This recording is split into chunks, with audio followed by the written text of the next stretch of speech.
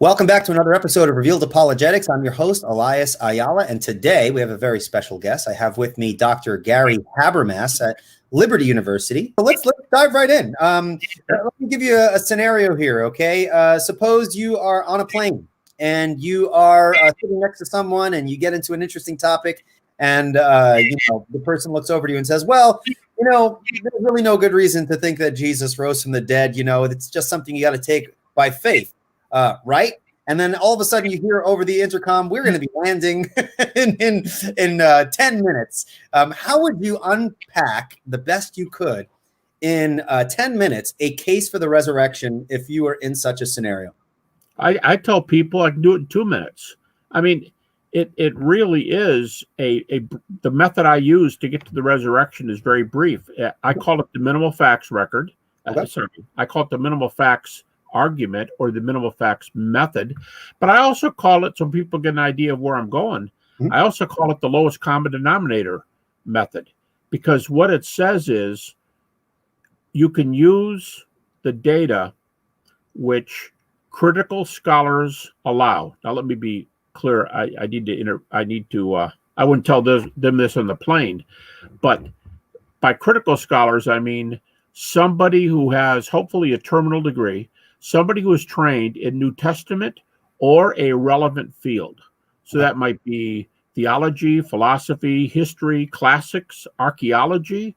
There's a lot of cognate fields, but they have to be a scholar, because there's going to be some audience members or someone's going to listen to me and say, well, I'm a scholar and I don't even believe Jesus existed. Well, as Bart Ehrman, the atheist New Testament scholar, says regularly, guys who say that kind of thing, they're already identifying that they're not a scholar, because there's only, he says two, and I think he's talking about Richard Carrier and Bob Price, okay. But he said there's only a couple who have credentials, and none of the guys who hold that position are professors and accredited colleges, universities, seminaries. So I'm talking about the guys who do the research. Okay, now having said that, here's my 2-minute argument. I will use the data that they allow. They will recognize that these facts are very well accredited. I usually use 6 of them. Sometimes I append another one, so sometimes I call it 6 plus 1. But I use these 6 or 7 facts, and my argument is, if all I use is these 6 facts that you allow, I can show you that the resurrection is the best answer, the best conclusion for what the facts say. Now, what was that? Maybe a minute. So using the lowest common denominator, the fewest facts, we can argue to the resurrection from those facts alone. And I think that's interesting, because that's not to deny, that's not to deny that there are other facts or a broader argument or even a stronger argument to be made. But that minimal aspect is that even if you were to, even if I were to hypothetically tie one hand around my back and use minimally these specific facts, you can kind of go a long way with that. I like that. Yeah, I had Greg Monson tell me, in the old days when Greg was alive, I was good friends with him. And by the way, early in my career, I had a debate with Cornelius Van Til. He and I dialogued about apologetic method. Yeah, but Greg and I were good friends. And Greg told me one time over a meal, he heard me give my minimal facts argument for the resurrection way back in the late 70s. And Greg he was crazy, but he said, yeah, I love that argument. I said, how can you love it if it's an evidential argument? He said, no, it's not. It's a presuppositional argument. Of course. I said, Greg, how do you get presuppositional out of 6 facts and a bunch of evidences? He said it's presuppositional because what you're doing is taking your opponent's case, turning it against them, and saying, heads I win, tails you lose. On my presuppositions, I'm right. On your presuppositions, I'm right. Conclusion, Jesus, the Son of God, who died for his sins, was raised from the dead, and I'm using your methods. So he called the presuppositional. And I said, Greg, I don't care what you call it. I'm glad you like the argument. That's fine. But it certainly does use a lot of evidence. In fact, I'll tell you this. Of the 6 facts I would use, if you counted every little snippet of data, the way critics count data, not this way, not, well, I got a verse for this, I got a verse for that, not the way evangelicals argue, but if you use only the arguments that the critics allow, there are over 100 reasons to believe these 6 facts. That's what you call a lot of data. Yeah. That's where the evidentialism comes, that you're producing a lot of facts for that. And so I was happy if he was happy, and he thought it was presuppositional. So that's funny. Dr. Boston always had a good way to take something and just turn it to his benefit. I can use that within my wheelhouse. Presuppositionalize it. That's funny. Yeah, well, in the 5 U's book, though, I dialogued with John Frame. So that makes the big 3. That means Van Til, Bahnsen, and Frame. But I don't know. To tell you the truth, that species of presuppositionalism seems to be losing a little bit of. There's not a lot of young presuppositionalists who are coming up and doing it. You mean like promoting presuppositionalism? That are arguing the Christian case from a Van Tillian presuppositional type perspective. There are a lot of presuppositionalists. I mean, Alvin Plantinga is probably the most brilliant presuppositionalist in the world. But he does it differently, Sure. So, yeah. Anyway, a lot of ways to get there, and what we have in common is Christianity. So I'm tickled that there's different paths. These are method paths, right? The content doesn't change, but you can take a different path to get to Cincinnati from where you live, and all the paths could be legit. But the fact is, we all believe in Cincinnati. So that's kind of how it is. Okay. Well, that's really cool. I didn't know that kind of background stuff. I'm sure my presuppositional audience, people who lean more in that direction, enjoy that connection there. That's all right. So let's go through some questions here. I have a list of questions here that I hear all the time, and see how you would address them. Okay. So first question or statement, or there'll be a mixture of questions and statements. The only place we read about the resurrection is the New Testament, and the New Testament is unreliable. But even if it is historically reliable, that does not make us warranted to believe its miracle claims. How would you address that? Yeah, I just go, yep, you're right. Next question. No, I'm just kidding. But see, that's where the minimal facts comes in. Okay. Because I think the minimal facts is a species of reliability. Okay. There's a bunch of ways to do a reliability argument, and reliability's arguments often end in inspiration with the conclusion. But minimal facts takes the smallest data, and I would turn it around this way. I would say, I'm not asking you what you think is unreliable in the New Testament. I'm asking you what you think is reliable in the New Testament. And you could be a Homer expert, and you could do all your research on the Iliad and the Odyssey, and you might think that the Iliad and the Odyssey are really nice ancient pieces of literature, but I'll bet you think there's some historical facts on which the Iliad and the Odyssey are based. So what if you think that the book is generally fantasy, but there's some facts? Well, what facts are there? Well, there's this. That's good. So I'd say if you don't buy the New Testament, what do you do with this fact, this fact, this fact, this fact? I only need 6 of them, and I'm going to get a resurrection. So I don't have to start. I definitely don't have to start with inspiration. I don't even have to start with such a big basis as reliability. I'm very happy to go there. I like reliability arguments, but I don't need those arguments. I only need a few individual facts. That's why I started out saying scholars who know the field, they concede these facts usually without even an argument. And then I'd say, well, good, because if we're discussing just the facts that both of us agree on, how do you reject resurrection? And the issue of inspiration comes up often, and it often comes up within the presuppositional perspective, because we want to argue the Christian worldview as a package deal, and that's usually associated with our understanding of inspiration. However, I think it is very important that you don't always have to bring in the issue of inspiration, even though it is a presupposition that we hold as Christians, and we can very well go into that if the conversation calls. So I like the flexibility with which we can kind of go in and out of these topics depending on who we're talking with and what we're trying to accomplish. So, and very much like the Cincinnati example, there are just a lot of ways to get to Cincinnati. Wow. And my teaching assistant, he gives a lecture on reliability, and he has 13 different paths to reliability. There's more than a dozen ways to show the Bible's reliable. And when you bring them all together, If you prefer to go reliability, go for it. But it takes so long. You're not get that plane's going to land and you're going to get to the first point in your illustration. So I'd rather go with the whole package. And as my good friend Greg Kokel says, I would rather leave them with the stone in their shoe. I can't maybe present the whole gospel, but I want to tell them some things and they think they've got me easy. Oh, you can't believe in miracles. And I just say a few things. I want them to walk away going, wow, I got to think about this. I was with Jordan Peterson not long ago for a few hours.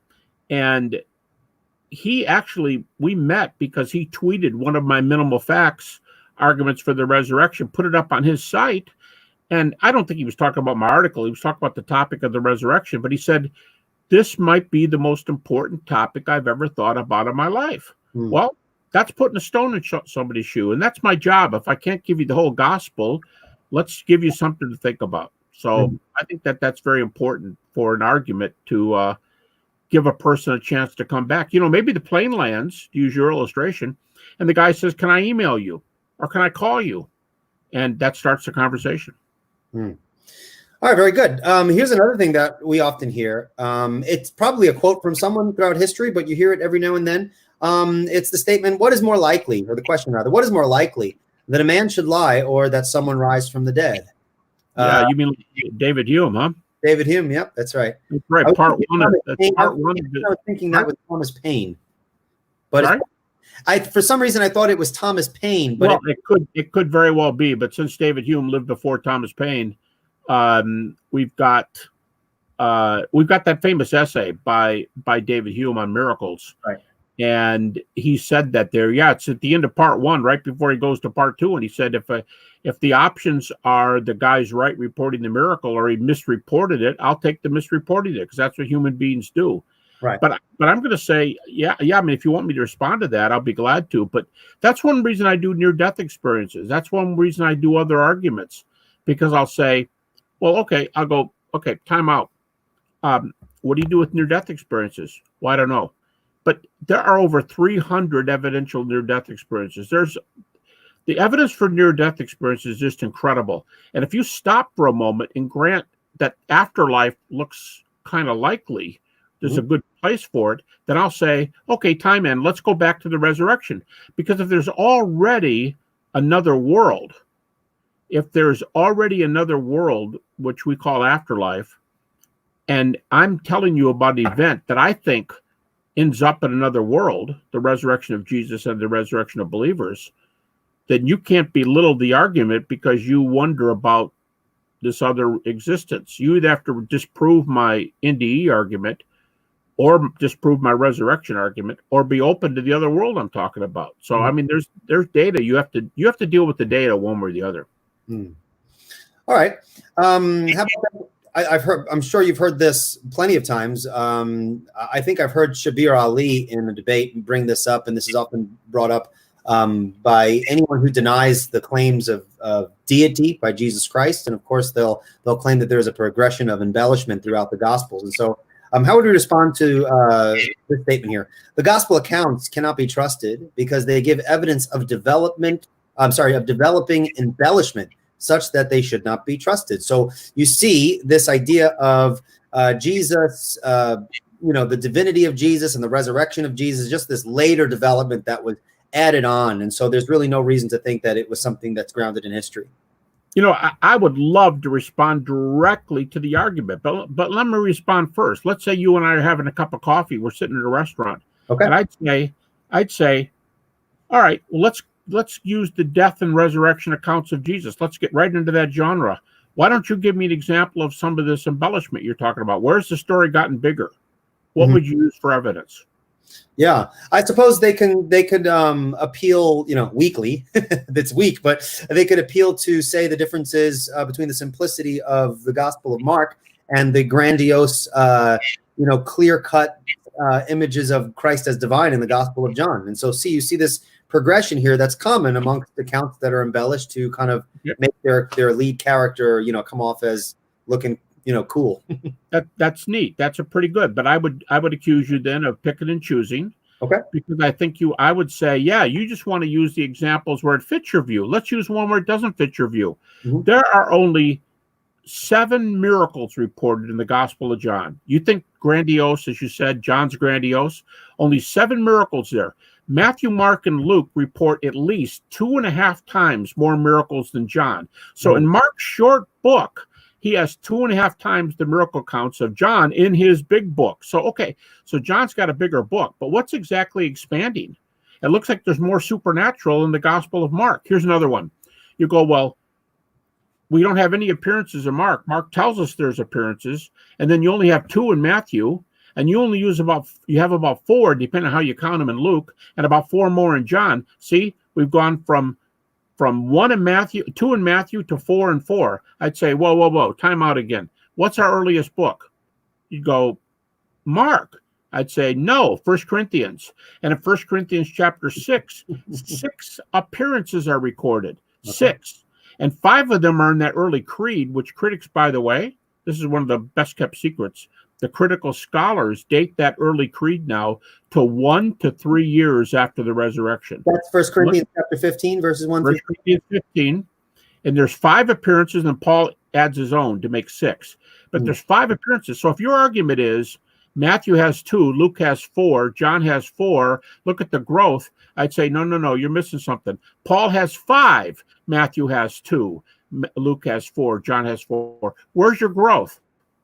Oh, well, and see, so those arguments kind of evaporate. If you can pick and choose them, that's great. But my better argument is I'm going to go back to the minimal facts. I'm going to say, Eli, we talked about this before. Don't tell me what you don't agree with. Tell me what you do agree with. Because if we don't agree on the disagreed parts, we only agree on the agreed with parts. Let's talk about the agreed parts, because I think I can get a resurrection from them. And if I can, it's irrelevant what we disagree on. If I can get them from the true data, I've got a resurrection. And that's where I'd rather go. But I think the conclusion, I think you set yourself up for a fall when you say, yeah, but the Gospels get more complicated as time goes on, or the New Testament gets more complicated. It's just not true. And I like to use that one about John only having 7 miracles, because it's the last Gospel. You'd think he'd have twice as many as the other ones, but he doesn't. But I guess not necessarily connected to the resurrection. Couldn't someone say the embellishment then comes with regards to his claims? So it seems like he's hiding his messianic claims, but then in the Gospel of John, it seems like he just blurts it out. So there's embellishment there, and so it gives us kind of a, we should be careful as to what we should accept with regards to those miraculous aspects, even if there's less in John than in the other Gospels. You should always be careful. But the Gospel of Mark, which is the shortest, begins like this. It doesn't start with the birth accounts. Mark starts and says, Jesus went out preaching the kingdom, and he says, repent, for the kingdom of God is here. And Jesus is called the Son of God. Right as Mark opens, he starts with this high concept. And if we go to people like Richard Bauckham and other very well-known New Testament scholars today, there's a little saying going around today, which is really hard-hitting. And it goes like this. The earliest Christology is the highest Christology. Now, it takes a while to think about, because critics go, oh, no, there's way less in Mark and a whole lot more in John because they had decades to think about it. Not true. The highest Christology is what was preached at the earliest date. And you go, well, when? Mark at plus 40? I'd say no. The New Testament creeds from 0 to 5 years after the cross. Jesus is called the highest things in Scripture in those early creeds, which Bart Ehrman, atheist New Testament scholar, Garrett Ludeman, I understand an atheist New Testament scholar, and other skeptics, they will tell you these materials are within 5 years after the cross. And I think personally, the best verse, the best text for the deity of Christ, anywhere in the 4 Gospels, is not before Abraham was, I am, John 8, not I and the Father are one, John 10. Actually, I think those two are a little bit ambiguous. I and the Father are one. Well, according to Jesus, my wife and I are one too. So what does one mean here in this context? I think the clearest example is Mark 14, 61 to 63, with 61, 64, where Jesus is before the high priest and he affirms his deity 4 different ways. They say, are you the Christ, the Son of the Blessed One? Which is, to translate that a little bit, Are you the Messiah, the Son of God? And he says, ego eimi, in Greek, I am. And henceforth you'll see the Son of Man. He takes a second title now, Son of Man, which is deity. That's not the human title. Coming on the clouds. In the Old Testament, whenever coming on the clouds is used, it's always and only a prerogative of God. And here's the big one: seated on the right hand of God. The New Testament scholars think that the highest thing Jesus claimed there was not ego eimi, not yes to the Christ, the Son of God. They think the highest, most blasphemous thing he claimed, if false, is that he would be seated on God's right hand. He was such that he could be a co-regent on God's throne. You cross the line now. That's either true or it's heresy. And I think that's the clearest claim. And don't forget, when the leaders came to Jesus and said, the critical leaders said, what have you done that we should believe these things of you? He said, I'm only going to give you one sign, the sign of the prophet Jonah. That's right. Jonah was 3 days and 3 nights in the fish. Son of Man, 3 days and 3 nights. So his resurrection shows, if God raised me from the dead, why would he be raising me if I were some heretic? That makes no sense, especially when no other founders of the world religions were raised from the dead. So, I mean, you could use the early references in the Gospels. You can get the deity of Christ very easily. But just have people remember that phrase. The earliest Christology is the highest Christology, and it's the highest in those early creeds between 0 to 3 years after the cross. Now, when you speak about the creed, you have in mind, I'm thinking 1 Corinthians chapter 15. Yep. Let's just read it here, and I want you to comment on what I want to just share right after that. 1 Corinthians chapter 15 says, now I would remind you, brothers, of the gospel I preached to you, which you received, in which you stand and by which you're being saved, if you hold fast to the word I preached to you, unless you believed in vain. For I delivered to you as of first importance what I also received, that Christ died for our sins in accordance with the scriptures, that he was buried, that he was raised on the third day in accordance with the scriptures, and that he appeared to Cephas, then to the 12. Then he appeared to more than 500 brothers at one time, most of whom are still alive, though some have fallen asleep, and on it goes. What is significant about this is not only is it early, because 1 Corinthians is earlier than the Gospels, but this creed, am I correct? This predates even 1 Corinthians 15. I mean, in other words, it's a source. You know that. You know that easily because Paul, by the way, 1 Corinthians is one of the 7 books that critics won't even argue with you if you use them, but 13 books that bear Paul's name. 7 of them are called undeniable Pauline epistles. And so what is Paul saying there in verse 3? I gave you what I was given. How do you know it's before 1 Corinthians? He said, when I came to you, Corinthians, I preached. Okay, let's think of it this way. He comes to Corinth 51 AD. He writes this book about 53 AD. In those verses, he says, when I came to you, I gave you what I was given. So now you put this together, book 53. Came there and preached it, 51. When did he get it? He doesn't say what year, but he said, I got it before I came to you in Corinth. So it's in the 40s or at least. The consensus New Testament view today is that those verses date from the early 30s AD. Early 30s. That's why the earliest Christology is the highest Christology. In the similar verse, 1 Corinthians 11, where Jesus said, same words, almost same intro, I delivered unto you that which I also received, how that I received from the Lord, he said, a higher term than Christ, from the Lord, how that Christ was betrayed. He took bread, he broke it, he gave thanks. After supper, he passed the cup, and he's Lord there. And that's also pre-1 Corinthians. So that's that early Christology. And by the way, the earliest New Testament book is First Thessalonians, according to almost everybody. And it's about 50 AD, which is plus 20 years. But in 1 Thessalonians, there's a very high Christology in 1 Corinthians. And Paul doesn't stop and say, let me tell you what Son of Man means. Let me tell you what Son of God means. Let me tell you what Lord means. Let me tell you what these words mean. He assumes they know. They've heard him preach. Right. And he goes right on with that. That means he's laid the groundwork before he wrote the book in 50 AD. Again, it's early Christology. Yeah. Now, you said something with regards to the minimal facts where you take a small portion of what you both agree. What do you do And perhaps this doesn't even address the historical question, but perhaps just apologetically useful to think about what do you do when someone just says they play the ultimate skeptic? Well, there's nothing we agree on with regards to the New Testament because it's a book of fantasy. There are other books that have names of real people. That doesn't mean it actually happened. What would you do with the person who just throws out the New Testament, in its entirety, which some people do? They do. But here's the advantage there. I only have 6 facts. Okay. If you say you don't agree with any of them, if you agree with them, I'll use them. If you don't agree with any of them, I'll say, okay, look, we're trying to have a meaningful discussion here. So I assume you want to know if there's data for this. Let me tell you. My first one is Jesus died by crucifixion.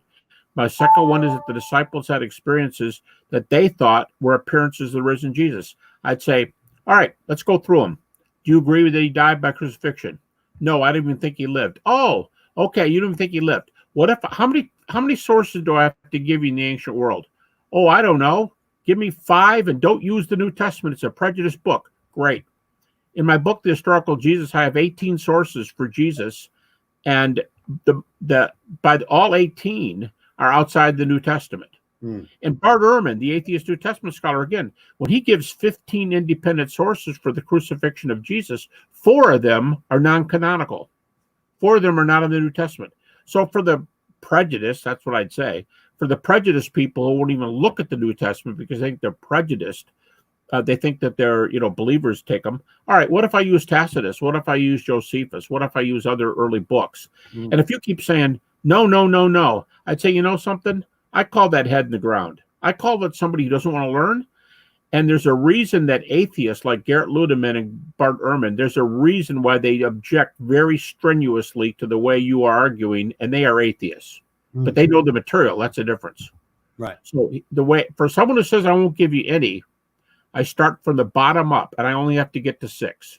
Okay. Good stuff. Now, the next one you've heard probably so many times. It'll give you a headache just listening to it again.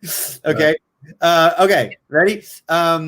Extraordinary claims. Okay.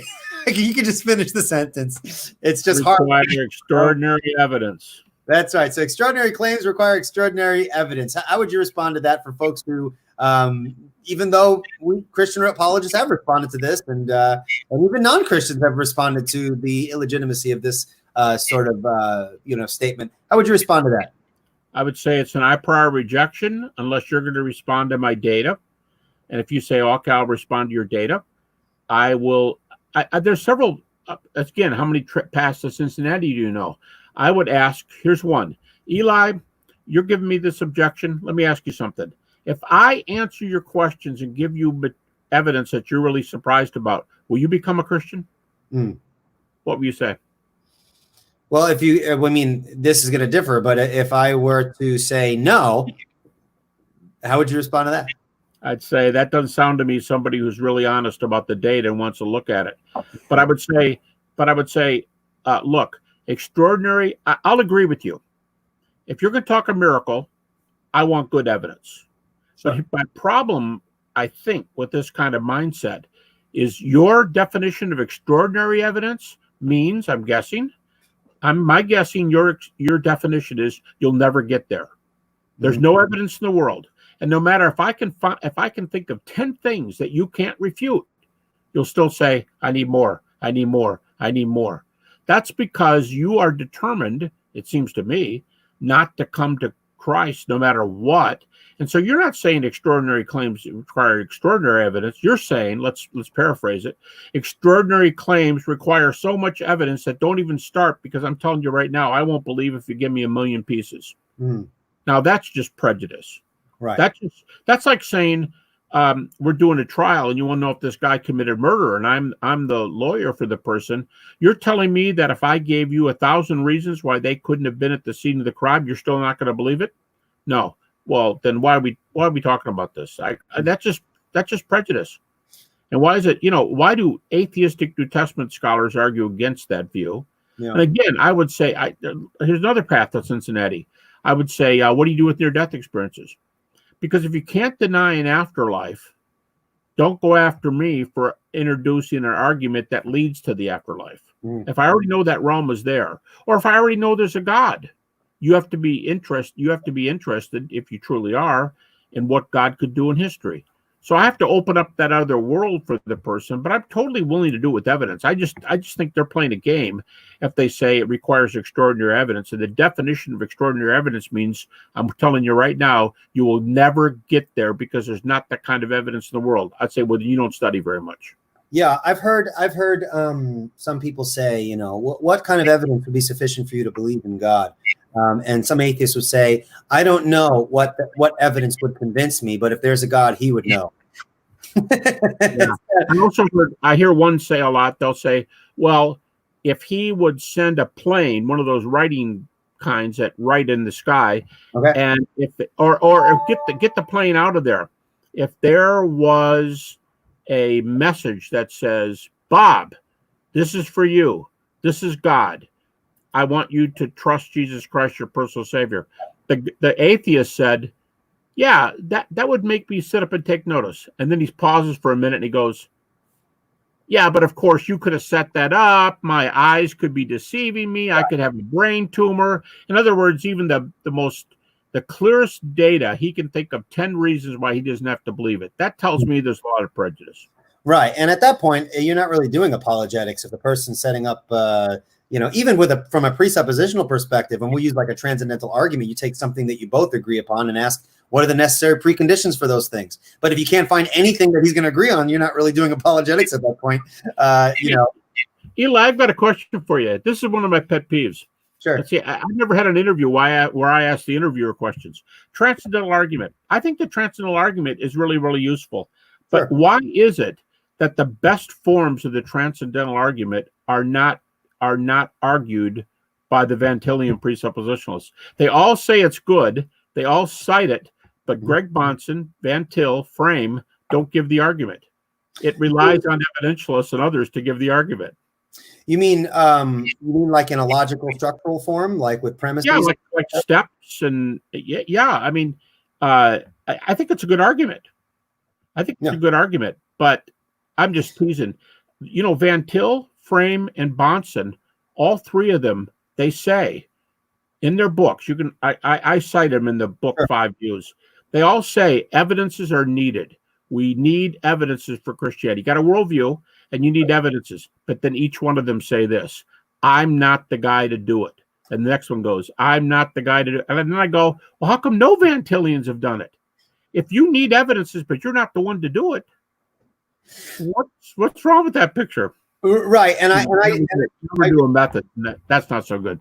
Yeah, I do agree that there is certain areas of lacking within the presuppositional school, and even Van Til said himself that I would appeal to those in the history department to talk, because he said he would engage in historical apologetics, but that wasn't his focal point. And he never does.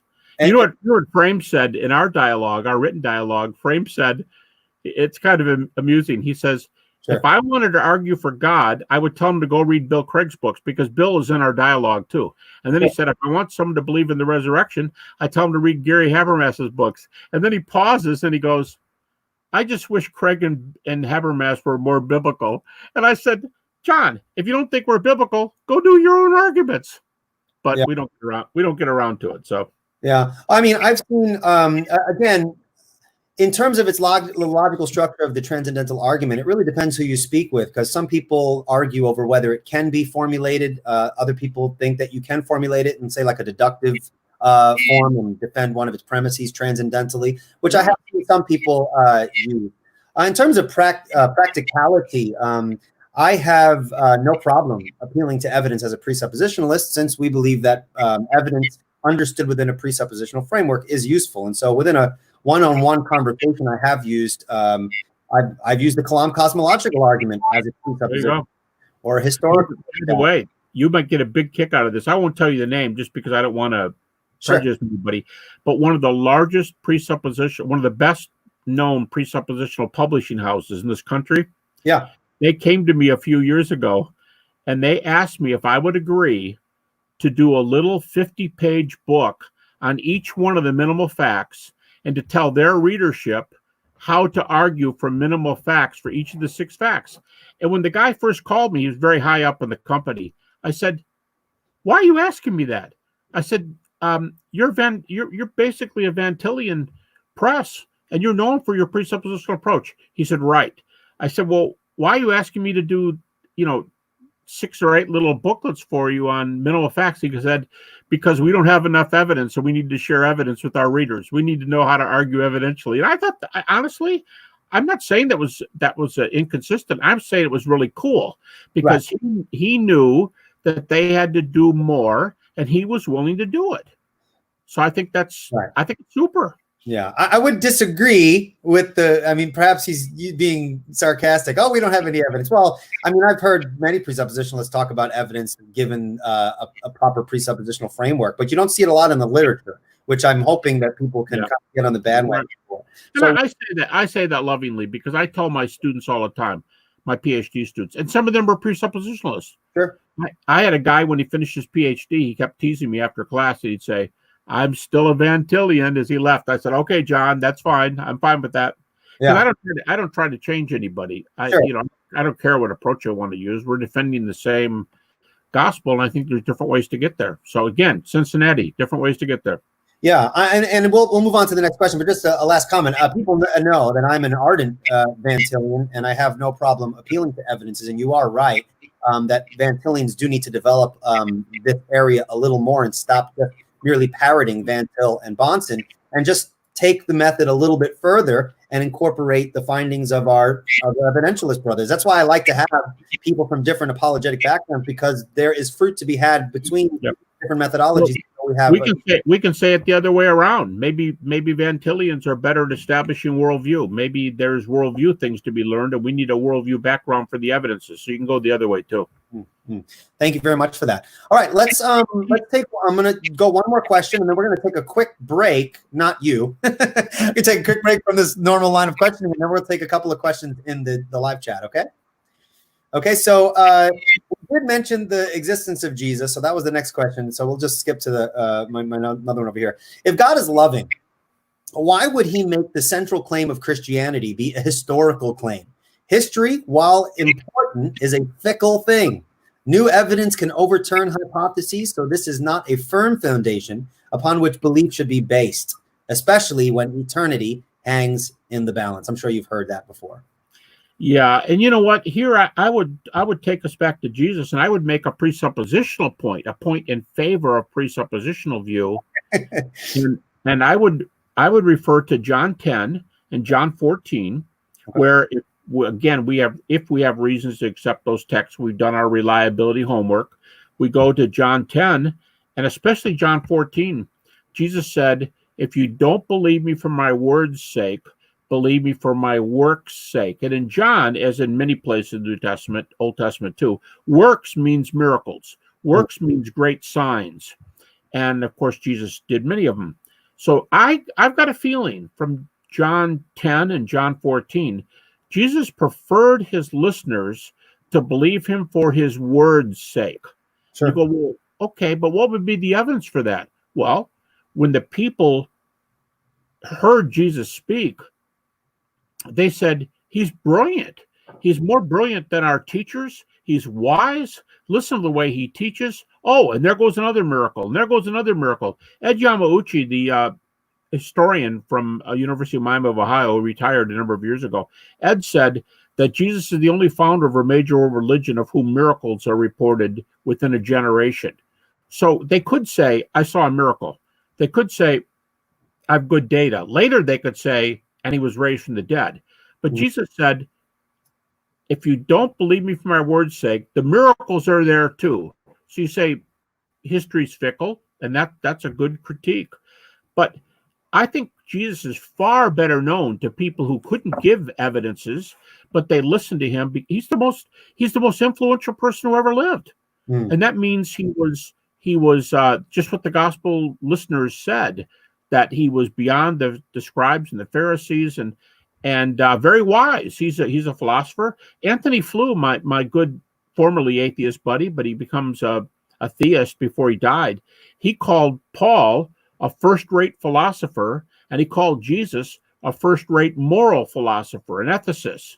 And I think they were listened to in the history of religions because they were brilliant, They made sense. So if the whole world doesn't know history, and history's fickle, again, we're talking about Cincinnati. The only way to get there is not by overpowering somebody with miracles. Bill Craig says over and over again, for the person who says, a la Alvin Plantinga or whatever, if they say, I have a God consciousness, Romans 1, God has revealed himself to me. This is the clearest book that shows me a path to God. That's why I accepted this. For so many people, as I've said many, many times, evidence has come later after they become Christians. Mm-hmm. Evidence comes later. So if only a few people read and study history, everybody can hear words. Everybody can hear a great teacher. Everybody can hear a teaching and respond for themselves, whether that's something they want to believe in. And I think the words of Jesus and the commitment to it are the key. But for those who need miracles, I'm just thankful Jesus has given us another path, as he says himself. You don't believe me for my word's sake, believe me for my work's sake. So it's different strokes for different folks, as Paul says, 1 Corinthians 9. He says, I become all things to all men, that I lead anybody to Christ. So Monson used to say that a lot all the time. That's where I first heard that. That's because it's in Paul. No, but he's right, and that's right. And you know what? That's why we can use different apologetic methodologies. That's why we never have to say there's only one apologetic path. Apologetics is a method. The path and the truth of the deity, death, resurrection, that's what we have to agree on. How you get there is a different matter. Okay. Let's take a couple of questions here. Some of these questions have nothing to do with the resurrection. Some of them may be related. And so we'll take it from there. And first, this is not a question, but here's Guillaume Bignon is telling me to ask Gary to talk about hockey to derail the whole interview. I don't know if you are familiar with Guillaume. I do. I know him. Yeah, we bump into each other regularly. Yeah, you know why he's saying that? Because I was the head ice hockey coach at Liberty for 9 years. Really? Okay. And yeah, we had to go to another town. There's no ice rinks. I mean, not much here. So we had to go to Roanoke, which is an hour away, just to have a practice and just to have our games. But for 9 years, I coached hockey. I tell people hockey is similar to apologetics because hockey players and apologists solve their problems in roughly the same manner. They both drop the gloves. It gets kind of messy sometimes. That's right. Good. That's probably what he's after. He wanted to hear that. Okay. All right. This is the name they put on, but some person. What does a, quote, different form in John 16:12 mean? It says, after that, he appeared in a different form to two of them while they were walking along on their way to the country. I suppose he's making reference to the two disciples on the road to Emmaus. Yeah, if that is a reference, if they're asking, is that the two on the way to Emmaus? That's not even reported in the Gospel of John. That's in Luke chapter 24. Okay. So in a different form, here's another way to ask the same question. Why did Jesus look a little bit different after his resurrection? Mary, maybe she's crying, maybe she got her back turned to him, as the famous paintings say, but she doesn't seem to know he's the Messiah at first. There are cases like that in the Gospels. I think it goes like this. When Jesus died and then he was raised, God raised him in the same body in which he died. Now, in the Gospels, he shows that by showing him his hands. Luke says his hands and his feet. John says his hands and his side. He shows him his wounds. Now, if this body still has the wounds in it, the implications are it's me. In fact, he says to them in Luke, handle me and see. I'm not a spirit. So, but Paul says there's a difference between the resurrection body and the body that died. I think there are differences in Jesus' body. I mean, here's a crazy example. People who have near-death experiences, they tell you they were with their dad, and they're sure it was their father, but he died when he was 84, and he looked like he was about 25 years old. Well, people can be the same person in the same body and be a different, they can be younger or older. We often ask, what's the ideal age in heaven? I don't know. But if you know me now and you know with me at my ideal age, it's not now. This isn't me at my best. So I think there's enough difference. That'd be a bummer, right? You get to heaven, you still have glasses, you got the white beard. Oh, come on. And I don't want that mole in the middle of my forehead. I don't want the scar on my cheek or whatever. But to me, there was just enough difference that they could misunderstand him when they see him, because he's the same body, but there's different things. He doesn't have to have that scar. Sure. He could be a few years younger, or if you died as an elderly person, he could be a lot younger. So there are going to be some differences. And besides, would you admit to your friends that you just saw a dead guy? You probably would admit that there's a psychological block against saying, I just saw a dead guy. So, you're going to be really sure. And that's why they wanted to touch him. That's why they wanted evidence that he was really there. All right, very good. Next comment here. This is from our local skeptic. I say local because he's usually popping in and out of the comments here. He makes a comment here. My sister died 2 weeks ago. Pray for her in the name of Jesus. If she rises from the dead like Lazarus, I will believe. Now, the reason why I use this, and sorry to hear that, Doug, I truly am. But this is a real, I guess this is a real challenge that people put forth and are struggling existentially with trying to come to grips with, well, if God did this, then I would believe. How would you respond to someone if you were sitting down with them to having like a heart-to-heart conversation and someone were to bring a statement like this up to you? There would be a lot of things I would say, but one of the first things is I really wonder if you would believe if you saw your sister. I'm thinking maybe you would have reasons for it was what you drank last night, or your senses weren't working, or I might find out later I needed new glasses or whatever. But I would say something like this. I would say, why don't you study the near-death literature where there are people who have data from having seen somebody. The evidence is incredible. I'm just telling you, there are over 300 evidence cases. And what if you did see your sister, but in a near-death experience? What if she came to you and said something that could be verified? That's the key. Not, I think she came to me. No, what if she came to you and gave evidence? In fact, here's something everybody can check out. I've got a book right here because I'm doing a lot of writing. Here is a book by a well-known resurrection skeptic. This is Dale Allison, Resurrecting Jesus. Dale is liked by the skeptical community because he's a skeptic. Okay. And yet he says he has no doubt Jesus appeared to the disciples. Why? He says one of the main reasons is because he had a near-death experience. And he saw somebody very dear to the family who had passed away. Anyway, he's sure because he's sure he had that experience. And so having a near-death experience opened up the resurrection world to him. And now he believes Jesus appeared because of the near-death experience. So I'm saying you may not have to say, what if my sister appears to me today? What about something similar in a near-death experience, which is verified? What if that experience, I could give a lot of examples because there are a lot of examples of this sort of thing. But what if you do see her, but it's a verified site and her body's still in the grave, but you saw her alive? That happened to Dale Allison. He explains it. He explains it in the book, and he said he's positive that person was in the room with him, even though they buried her slightly just before that. Now, of course, a conversation like that would be much longer and would have obviously, there's more to be said to that, but it's a stone in the shoe. It opens up the category.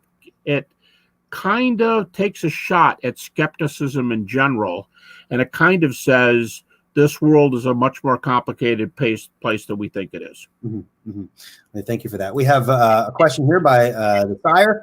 Why does he think the minimal facts approach is superior to a maximal facts version, such as Dr. Lydia McGrew of the resurrection argument? Yep, I know the McGrews. In fact, I was just with them. I have no problem with Lydia McGrew. Remember I said earlier that my teaching assistant has a lecture where he gives 13 ways to do reliability. Lydia's is one of the 13 ways. The minimal facts is another way. What I mean is it's different strokes for different folks. The maximal approach is fine. But let me use your own example, Eli. What happens if we're on the plane and the plane's landing in 2 minutes? Can you do a maximal approach in 2 minutes? Probably not. Talk really fast. I'm not sure I understand. Or like some people say, well, how fast could you explain the gospel in a taxi ride? What if you had so different strokes for different folks. If you and I are friends and we go out for lunch a lot and we have time to debate this and draw it out, yeah, there are other ways. I have no problem with the maximal approaches. I was speaking up at Western Michigan, and the McGrews asked me, what do you think about her approach? And I said, I'm fine. I think it's one way to get to another argument. Depends on what argument you want to use. But I think you know what Lydia says about the minimal facts argument? She says one benefit of it is it comes ready-made for a debate. It comes with a small outline of facts that you can track to get to the point real quickly. So, different strokes, different folks. Yeah. But I have no problem with. I love maximal approaches to the New Testament. I just don't always have time to use them. Right. Okay. Very good. Let's move quickly here. Here's a question here. What's the evidence that Paul got the 1 Corinthians 15 creed from the Jerusalem pillars as opposed to someone else? Well, if you want me to track this for you, there's a more basic question, but here's the way the argument goes. Okay. Paul says in 1 Corinthians 15 that he gave them what he also received. When and from whom did he get it? It has to be before 50 AD because he goes to Corinthians in 51. So how much earlier did he get this? Now, you can argue that there's 3 individuals in those lists. Jesus appears to Peter, Jesus appears to James, and Paul adds his own appearance at the end. In that first meeting in the pillars that's being referred to in this question, that's Galatians chapter 1, also accepted by the skeptics. And Paul goes there and he spends 15 days with Peter, James, and of course, Paul's the third one. So you can say, well, that's circumstantial evidence. But here's the more important thing I'm interested in. Not how early the creed is. I'm more interested in how early are the data that are in the creed. And we have reports for what was Paul doing for 15 days. The whole theme of the book of Galatians is they were discussing the gospel. That's what Galatians is about. It's the only thing the book of Galatians is about. And so if he had 15 days with Peter and James and Paul, they're discussing the facts of the gospel. I don't really care how old the creed is. I want to know how soon the facts were proclaimed. And critics, the consensus New Testament position. Let me cite Bart Ehrman, atheist New Testament scholar. Bart Ehrman says every creed in Paul's epistles were probably in existence by the time he was on his way to Damascus. Think about that. At +2 or +3, all the creeds are already there, he says, Bart Ehrman, coming from the city of Jerusalem, and possibly, if not probably, coming from some of the apostles themselves. That's Bart Ehrman. So it's tracked by the critics. Gert Ludemann puts it back there the same way. So they believe the data are there from the very beginning. James Dunn, best known, is well known as historical Jesus scholar as there is. James Dunn says that creed was probably developed the first year after Jesus' crucifixion. 1 year. So my question isn't how old's the creed. Almost everybody puts that creed back at that time. But I'm more interested in the facts. And the facts were there if Ehrman is right. The facts are there before Paul even left on his journey for Damascus and met the Lord. All right, very good. This question deals with kind of presuppositional and evidential issues and different methodologies, but you can go and give your perspective on that. Is man's reason autonomous and the judge over evidence, or does reason and evidence only make sense if we presuppose God? Well, now that's a version of the transcendental argument. And I think, first of all, let me go back even to a meta question before this. I believe reason has fallen. I'm not one of these guys that says reason never fell and reason's, a magisterial whatever. But I think it's true that if there weren't God, I do think the transcendental argument's good. And if God's not there, all our facts do not make sense. When Antony Flew came to believe in God, and he wrote the book, There Is No God, and the word no is crossed out, and it says there is a God. He used 3 arguments for why he became a theist. 1 is intelligent design arguments. 2, Aristotle's cosmology. Why is there something rather than nothing? And number 3, why do the laws in the universe always work a separate way instead of a different way? Why the laws in the universe always work one way and not 2 ways? If we have order, we have to have a view that presupposes order because we use the order, so we assume the order, therefore there's something pre-existing before it. So I do think we have to have an intelligence, somebody, because I think other arguments like the moral argument say it's a person. So you have to have somebody there to get the ball rolling, to be able to talk about the ball rolling. Mm-hmm. All right, very good. This is from my mom. Great interview, Eli, with Dr. Gary Habermas. Very interesting. Love it. Of course, Mom. Thank you very much. That's great. That's great. Oh, it's good. My mom or dad pop in. That's good. Someone says here, I see you have a lot of books behind you, both at the moment. Or can you suggest any positive reading from there? How about you give a couple of suggestions, and I'll give 2 suggestions, and then we'll move on to the next one. Books on what? The resurrection? Well, I guess you're just looking at all the books you have. Is there anything worth reading on your shelf? No, nothing. I would say on the resurrection, I would recommend a book that Mike Licona and I co-authored called The Case for the Resurrection of Jesus with the Kriegel. Based on the reader's comments, and based on how the book is selling, the thing's been out since 2004, so that's 16 years. People think it's written like a teaching tool, so it can be used in teaching. If people want deeper stuff, they should read the 100 pages of endnotes at the back of the book, or read Mike's big Resurrection of Jesus 700-page book, which I think is the best historical book in print on the resurrection right now. I also Bill Craig's little book that you can get used on Amazon, The Sun Rises, great book, or the follow-up book that he wrote with Servant on the Empty Tomb. But The Sun Rises by Bill is a great book. The McDowells have a book, The Resurrection Factor. Lee Strobel's interview book that has 3 lengthy chapters on the death, but also on 3 on the resurrection. That's great for people who don't get into technical stuff and want to read the data. So all the way from Mere Christianity to Lee Strobel to a doctoral dissertation like Mike Licona's, there's a lot of material on there's almost no thing in Christianity that doesn't have more material on it than the resurrection. I'm just finishing a magnum opus on the resurrection.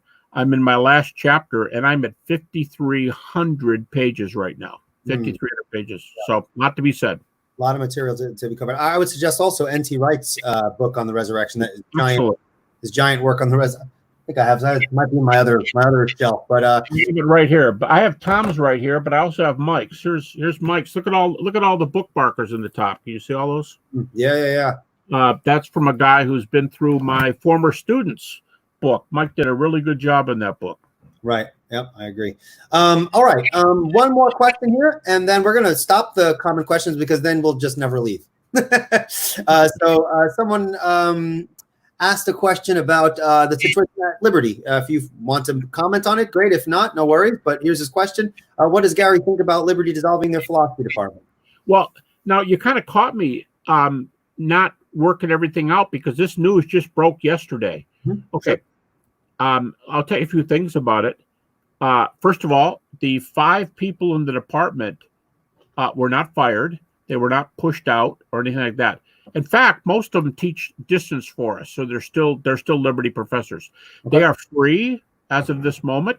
They can go anywhere else in or they can go to another school, but they're free to go anywhere in the university and get an open position that somebody else is offering. They can. A lot of our guys are multiply trained in either Bible or theology or philosophy. They can apply for another job. Some other ones look like they're opening up, so they can go somewhere else. Yeah, I'm disappointed that the philosophy department has kind of taken a fall, but that's because ever since 2012, our numbers have been cutting down, and we had 5 full-time people in the department. So, what do? We need to get and we've really tried hard, but a BA in philosophy doesn't equip you to make $1 million your first year out of school. So it's not like a degree in business or, we suffer from telling people you could have a better mind, and they go, yeah, I'd rather have a fuller wallet, So there's issues. I hope we're going to get some things worked out, but this just broke. So they could always go to Prosperity Preacher University and learn how to be a televangelist or something. Yeah, I hear there's good money in there. All right, so let's get back to my main line of questioning, and then we'll wrap things up. You're doing a great job, and I do appreciate the time that you've given to us thus far. So let's continue. All right, so here's something that people often hear. Of course, well, you don't often hear it, but you can hear it. Of course, Jesus rose from the dead. The evidence seems to point to that quite strongly. But why think this proves all the rest of his claims? Perhaps we just live in a really strange world, and one day we may be able to explain how this was possible. Well, okay. The last part of the question Okay. is problematic in that it punts to the future. That's like saying, Okay. I don't like Einstein, or I don't like the latest whatever. Someday maybe we'll find out what kind of science is real. So I'm just not going to study science until I get the real science. And of course, you're not around for it. It's discovered in 300 years or something. So you can't hold off. You got to deal with what you have right now. But here's the argument. Let's just say Jesus was not the Son of God. If not, I've got articles published where I'll argue up to 8 unique things that Jesus taught that are utterly unique in the history of religions. Like, this might hit people. They might have to stop and think about this. But no founder of a major world religion besides Jesus claimed to be deity. No other founder did that. The earliest sources for Buddha, Confucius, and Lao Tzu, Taoism, all 3 of them seem to be naturalists, not even believing in God. Zoroaster, Muhammad, David, Moses, Daniel, they're all prophets. They're not the Son of God. So that would be pretty bombastic and pretty blasphemous if you claimed to be the Son of God and you weren't. Second, every major prophet says, I'm bringing you the words of life.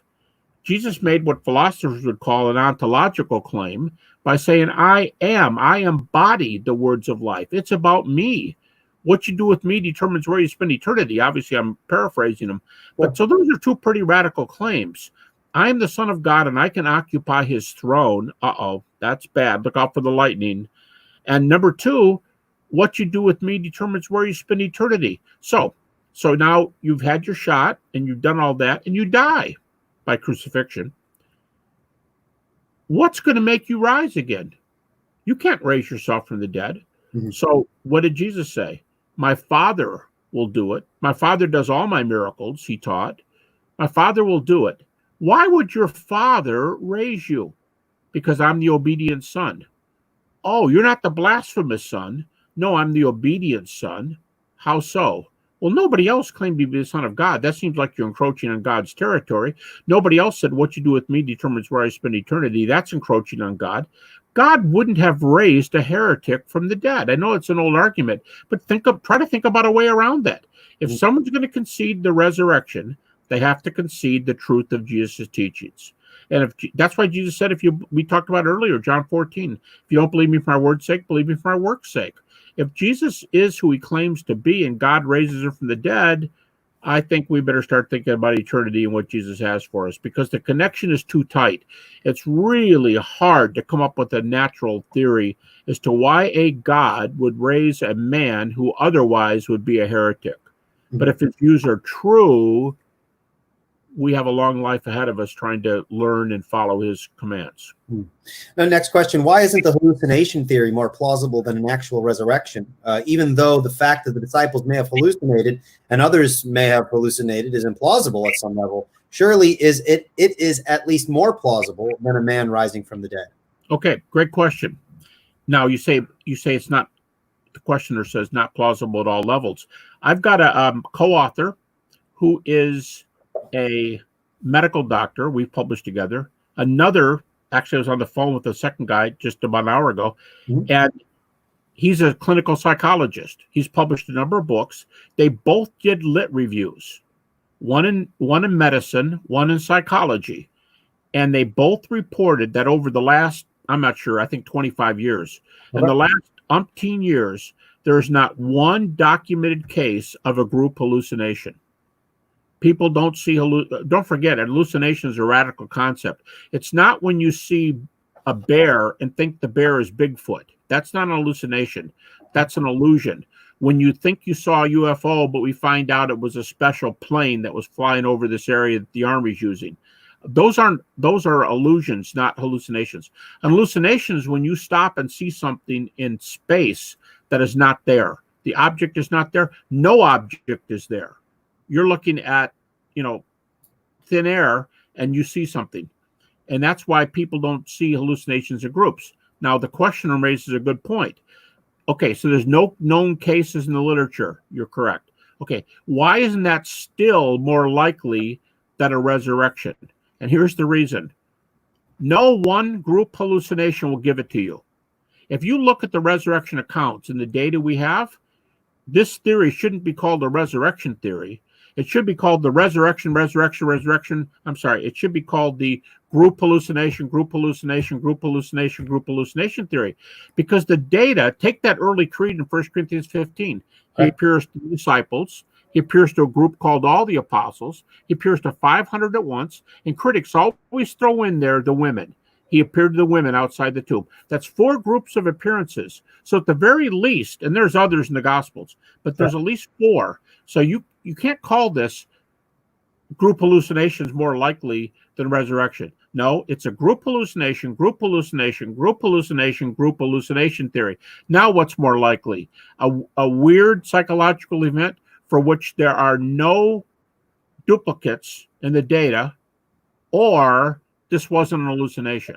And you go, well, no, the 4 hallucinations are still rare. And I'd say only if there's no God and no afterlife. But if there's a God, or if near-death experiences show you there's an afterlife, now resurrection becomes much more likely. Now, what if someone says, for example, okay, group hallucination, very unlikely, but there's no reason to think that it's impossible. And so if it's even possible, why prefer a supernatural explanation as opposed to this very rare natural explanation? It still seems to be possible. What if you ask the question the other way? What if there's good data for God? What if there's good data for near-death experiences? Mm-hmm. If there's a God, Bertrand Russell said the 2 hallmarks of atheism are no God and no afterlife. If you get either one of them, you're in trouble if you're an atheist. If we have God, intelligent design, transcendental argument, if you have a God, and if you have near-death experiences, I'm telling you what, a resurrection is much more likely if there's an afterlife, much more likely if there's a God than 4 group hallucinations, none of which are known in the scientific literature. So it depends on, see, what I think that questioner, not the person who asked the question, but the person who holds that view, what they are revealing is they don't even consider theism to be a possibility. They don't even consider an afterlife to be a possibility. They're sure there's no such thing. They're positive. So they go, well, there's no chance of resurrection on your worldview. But what about my worldview with data? God or near-death experiences? What now do you say? If you can't refute God or the near-death experiences, don't tell me resurrection makes no sense. Now you change the worldview and you lose. In fact, I've got a book right behind me on the shelf here, a couple of them. Richard Swinburne has a book where he starts out neutrally. He starts out with God's existence as being 50-50 to be fair to all sides. 50-50 for God's existence. Really, on this channel, you're going to for the presuppositionalists listen, you don't want to use the trigger word neutrality. Oh, yeah. No, you're right. But what I'm saying is he uses 50-50 so he doesn't upset anybody. Okay. And he still argues that the resurrection is 97% likely. Okay. You talked about the McGrews earlier. Tim McGrew, who is the big expert on Bayes' theorem and the use of evidence like that. He told me, and he told Richard Swinburne this. His only problem with Richard Swinburne's argument is that 97% is too low. He thinks the likelihood that Jesus rose from the dead is 99 point something.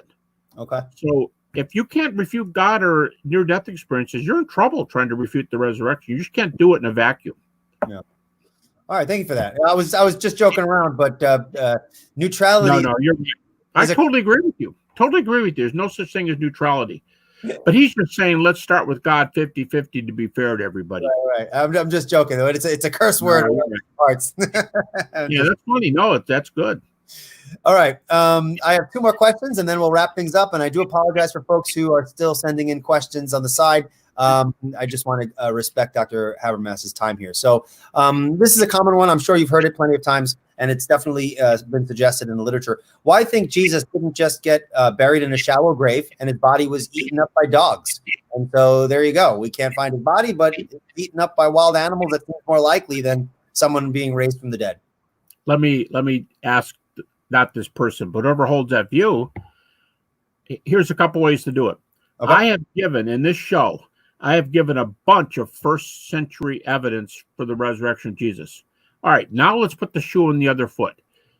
Why don't you give me three first century texts that Jesus' dead body was thrown in a common pit and dogs ate him up? Give me some evidence. Don't say what if.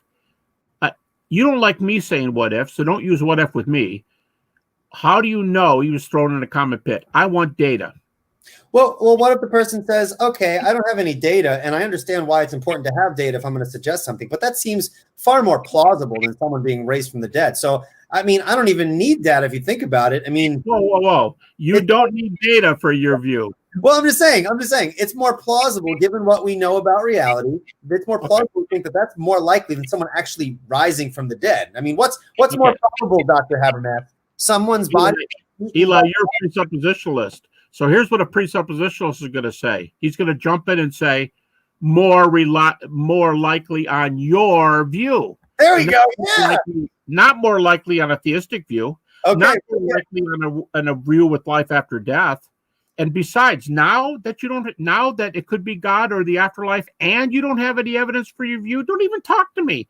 Don't tell me to give you 10 evidences and you don't give me any. What world do you think this is? I'm just basking in the fact that I could ask questions to make you sound like a presupposition. Hey, I don't have a problem with that. But here's one more. What do you get if that view is true? If that view is true, here I'll be a presuppositionalist again. If that view is true, I'm blushing. Bring it on. If that view is true and he was thrown in a common pit and the dogs ate him up, all you've answered is the empty tomb. The number one evidence for Christianity is the appearances, and your comeback doesn't go to first base explaining the evidences. And if you can't explain the best evidence for the resurrection, don't waste my time. Mm-hmm. If you're only going to explain a very small thing, let me tell you how bad that view is. Critics, especially the variation that says the disciples stole the body, especially that one. Do you know that virtually no major critics have taken that view since 1765. Now count that out. I mean, if there were that many years between 1765 and now, I mean, think of the Revolutionary War. That book wouldn't even have been written yet. It's too long. We can't even find a critic who takes that view. Why? Remember when young people used to do this? Loser. That one? Yeah. That view, that's right. That view is a loser view. And the reason you prove it's a loser view, no skeptic takes that view. Mm-hmm. So how come your own people don't use that view? It's not a good one. Yeah. And by the way, I was sitting with Bob Price one time, who's a friend of mine, the New Testament skeptic. We were talking to Paul Kurtz when Paul Kurtz was alive, and he's one of the best-known atheists. He wrote the Humanist Manifesto too and all that. And we were waiting to go in. We were at a conference together, and we were waiting to go into this room for lunch. And we're sitting on the couch, and I'm talking to Paul Kurtz. And Paul Kurtz was known for taking this one view of the resurrection. I won't say what it is because then you'll want to discuss that, and it'll take forever. But so I'm sitting there with Paul Kurtz, and he's giving me his theory. And Bob Price walks up, who is on Paul Kurtz's side, right? He comes and goes, "What are y'all doing?" I said, "Oh, Paul's trying to convince me of this theory. And I think the view is silly." And Bob Price says to Paul Kurtz, Paul, this response is silly. Well, Paul had a friend who was arguing on his side. So Bob sat down next to me in a chair and he goes, "Paul, I'm on Gary's side. We're going to argue against you guys." And we argued against the naturalistic theory from the data we had. The only thing is, neither one of those two guys had training. Neither one of those two guys knew the data. Bob and I are both trained in this, but Bob was on my side arguing against the naturalistic theory. It was hilarious. That's awesome. Well, you're listening to Gary Habermas, world-renowned presupposition. No, I'm just kidding. I'm totally kidding. You're not bothering me at all. Okay, so here's my last question, and then we'll wrap things up. And once again, for those commenting on the side, I do apologize that we're going to be wrapping things up. But you guys can go back and listen to the content that was covered. I think you're going to benefit greatly from this discussion if you go back and listen. So here is my last question. Do you know people? And this is more kind of perhaps you can give an illustration or a story. Do you know people who were convinced by the historical evidence for the resurrection because it was so strong? When you in your conversation kind of presented it, maybe at a debate afterwards someone came to you. Why don't you tell us a story or a testimonial that you can kind of dive into for us to show really that this information is not, yeah, we know these battle-hardened skeptics that just won't budge an inch. But when you're really sharing this with people who are really searching, I mean, what have been the responses in your experience? Well, incredible, by God's grace, because I don't think here I'm a presuppositionalist again. I don't think any argument is going to force anybody into the kingdom. Okay. I think people are only going to come if God's working. So when people are going, chalk one up for me, I led somebody to Christ last week. No, you didn't. You can't lead. You can bring a horse to the water, but you can't make them drink. Drinking's the job of the Holy Spirit. And so God's got to work. But I've had a number, I keep them in a file, but I've had a number of cases where people become Christians later after hearing the data. But here's one for you. I was debating a fellow one time live, and it was an audio debate. We were debating live. This fellow was either a chemist or a biologist or a biochemist, but that was his field, and he was an atheist. And we were arguing the case for miracles, and it was a 1-hour dialogue, and it was a talk show, and we were on together. But we were sitting right next to each other. We didn't come from different, cities. And we're arguing for miracles, and I gave arguments for miracles in general and for the resurrection in particular. And Eli, halfway through the program, the guy stops and he goes, "Wow, I don't know what to say. I think I'd better think about this," because, and behind him, we each got to bring one guy into the recording studio. I had a friend of mine who was a Christian. He had a guy sitting behind him who was his man. And while he was saying, "It looks to me like your miracles are probably true. I've never thought about this before," the guy sitting behind him was going like this. He was going, "Yes," like that quietly. And I'm thinking, you're on his side. Why are you doing that? I find out later that the guy he brought in was a Christian who wanted this guy to come to the Lord. But halfway through the dialogue, the guy pretty much conceded the whole case. And I just pretty much quit talking, and we shot the breeze for the last half hour because it was supposed to go on for an hour. Yeah. And he just said, "You could be true. This could be right. I got to think about this." Right in the middle of the debate, in the middle of the dialogue. It's all on tape. That's awesome. So, but most of the time they write me later and they tell me, "You don't know this, but you really got me working." Again, Greg Kokel's put a stone in their shoe. "You really got me working. And I'm a minister today," as one just told me recently. "I'm a pastor today. I was a skeptic." So, I mean, it happens. But I'll tell you what, here's where I thought you were going with the question.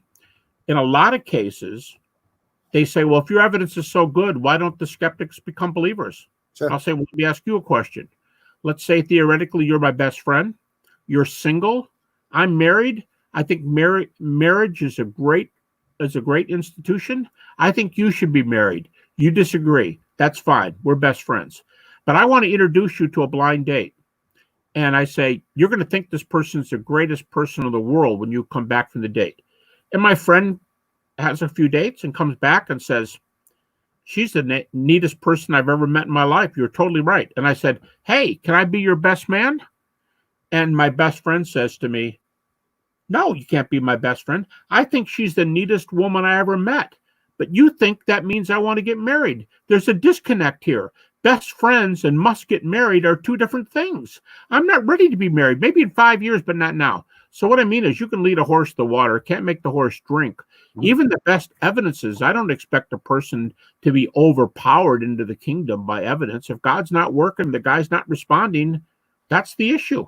It's not how good the evidence is. But I think the evidence is, a lot of people know my story. I was a skeptic for a long time.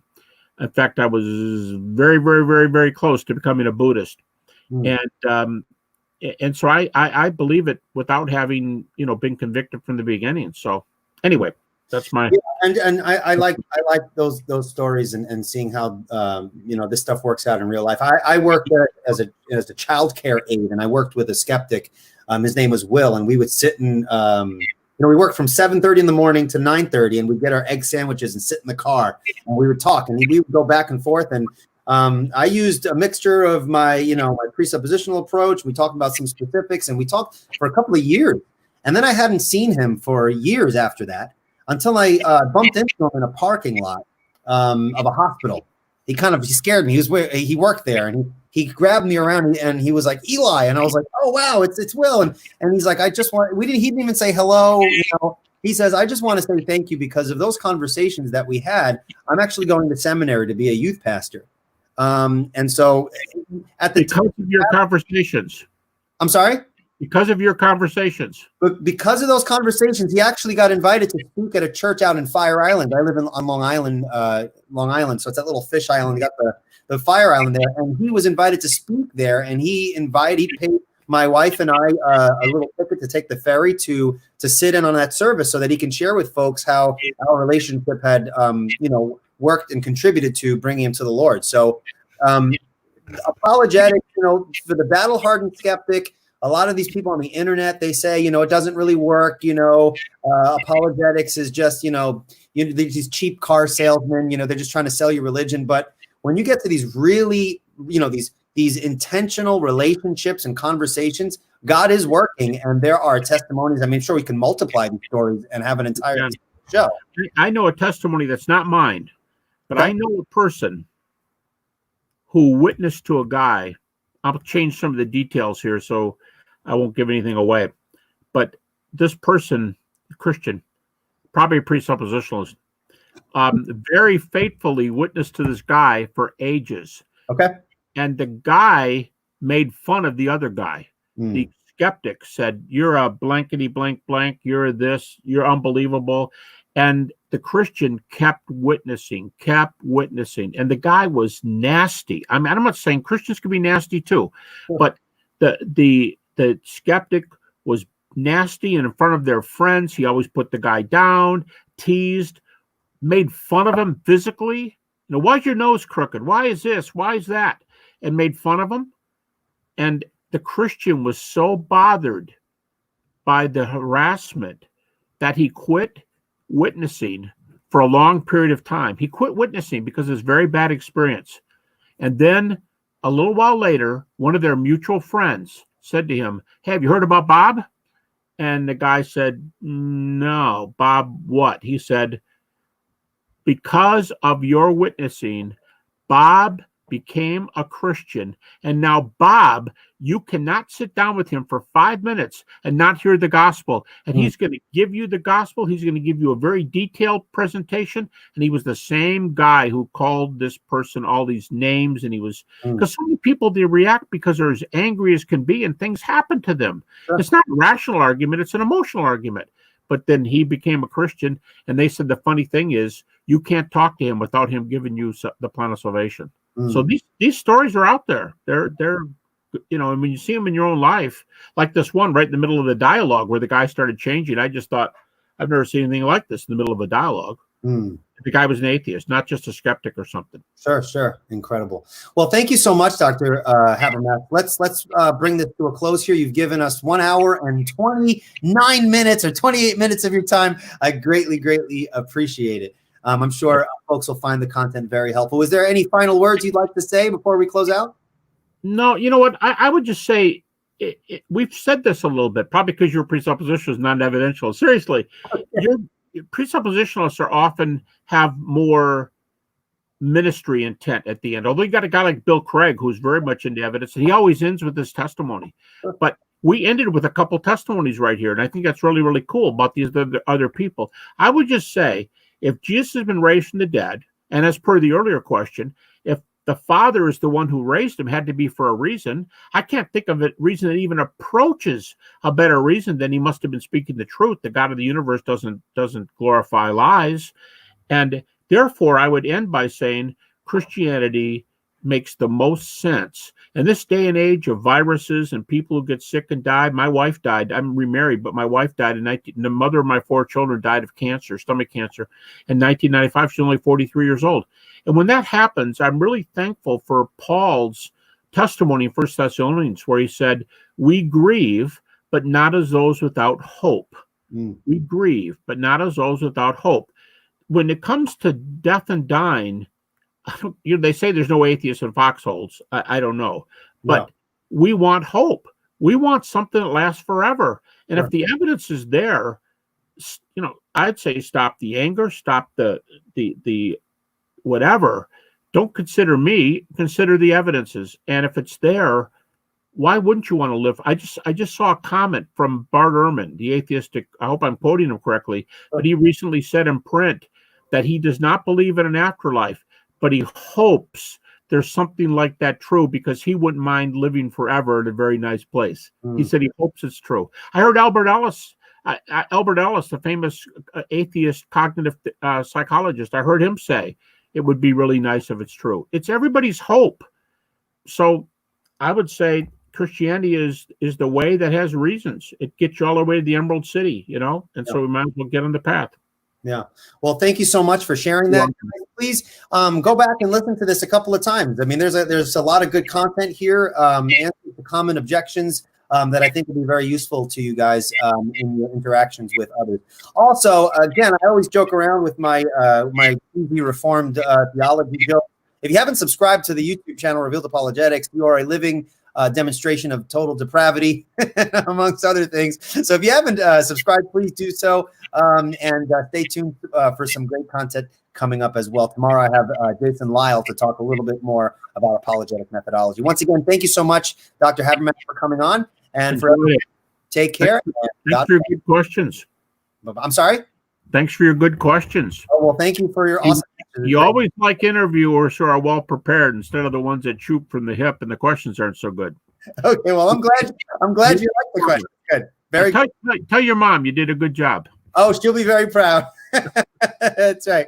Very All good. right, that concludes this broadcast. Until next time, take care and God bless. Bye-bye.